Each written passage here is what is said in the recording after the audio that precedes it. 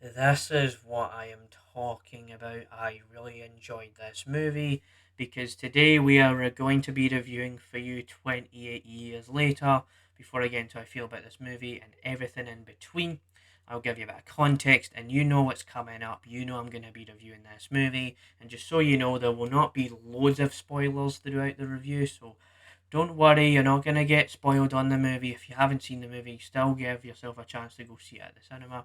So there is all like that. But so what you need to know about me is 28 Days Later is one of my favourite movies that I've ever watched because it was just a solid movie, solid acting, a solid performance from Cillian Murphy. It's kind of like this slow burn and then it builds everything up, and it was just a solid movie in general. And I reviewed it a few years back and I'll link it down below and things. And then you've also got 28 Weeks Later, which I think was an average, all right enough follow up to the original movie. But I preferred the style of the original film, preferred the characters, the cast, everything in between compared to 28 Weeks Later. So when it comes to 28 years later, I was like, where are they going to take this? Is this going to go anywhere? And you definitely will feel the fact that this is going to be a very positive review on the movie. But what you need to know about the movie without spoiling it is it is a follow up to both of the movies, but it's kind of like this different set of characters. You've got like Aaron Taylor Johnson in this movie, you've got all these different actors in it, and it tries to tell the story in a different enough way while keeping the theme and the connection of the rage virus all throughout the film. It's almost 2 hours, and that's all I'm gonna say here right now. But what I'm gonna say is this movie is really, and I mean this movie is really solid. And I watched the movie yesterday, and there's just points where I just still think about how awesome this movie was, how good it was, and it's really down to the fact that we brought back Danny Boyle, because Danny Boyle just has this vision,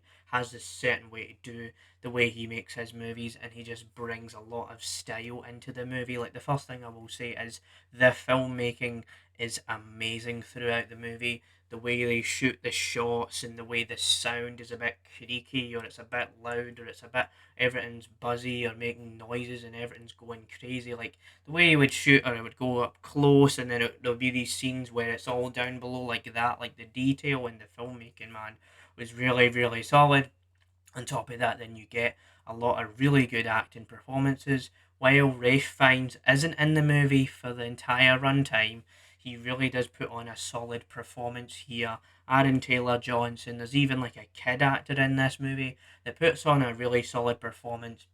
And sure, the first bit of the movie it is a bit slow.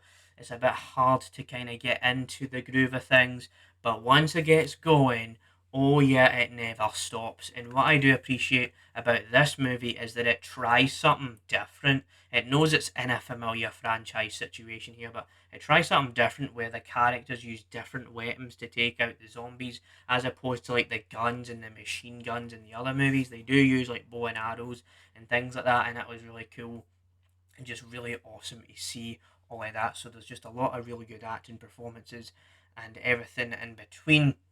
And even the point where there is some things, this is the kind of movie where, I can say I could go on for hours about this movie, but there is something about this movie that I also do appreciate, is that it does try something completely different to the other films. And we did mention how they use the different weapons, but there's this other thing about the movie, is that it tries to touch on human themes a bit more, and it's really interesting how they just explore about life and death and what life truly means after you die, what happens if you get attacked by this zombie, and there's all of that, but we won't go too deeply into that. And I just really appreciate the movie is trying to actually mean something, more like other than just, oh, let's go kill a zombie, let's survive and all of that.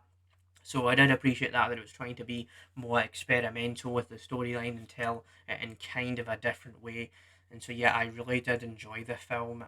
I probably would give this movie a solid 9 out of 10. It really is the best since 28 days later, and they're making the 20, was it 28 years later, the Bone Temple or whatever.